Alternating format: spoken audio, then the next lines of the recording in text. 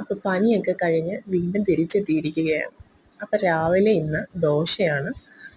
ഞങ്ങൾ സാധാരണ നമ്മളെല്ലാവരും ദോശയുടെ കൂടെ സാധാരണ ചട്നി, സാമ്പാർ അല്ലെങ്കിൽ കടലക്കറി അങ്ങനെയല്ല.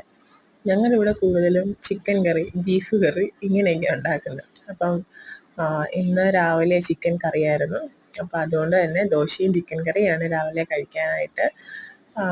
കുഞ്ഞിന് സ്കൂളിൽ പോകേണ്ടത് കൊണ്ട് എനിക്ക് എളുപ്പം ദോശയാണ്. കാരണം അവന് ഏറ്റവും കൂടുതൽ ഇഷ്ടമുള്ളത് ദോശയാണ്. രാവിലെ നല്ല പേപ്പർ പോലത്തെ ഗീ റോസ്റ്റ്, അവൻ മസാല ദോശ കഴിക്കില്ല, ഗീ റോസ്റ്റ് അതുണ്ടാക്കി കൊടുത്തു കഴിഞ്ഞാൽ എനിക്ക് പണി വളരെ എളുപ്പമാണ്. അവന് പ്രത്യേകിച്ച് ചട്നിയോ സാമ്പാറോ ഒന്നും വേണമെന്നില്ല. നമ്മുടെ മറ്റേ പൊടിയില്ലേ മസാല, അതിട്ട് കൊടുത്താൽ മതി. അപ്പോൾ ഇന്ന് രാവിലെ നല്ല ചൂട് ദോശയും ചിക്കൻ കറിയും കൂട്ട് അടിപൊളി ഒരു മിൻറ്റ് സുലൈമാനിയും. അപ്പം എല്ലാവർക്കും ബൈ ബൈ. എല്ലാവരും സുഖമായിട്ടിരിക്കുമെന്ന് വിശ്വസിക്കുന്നു.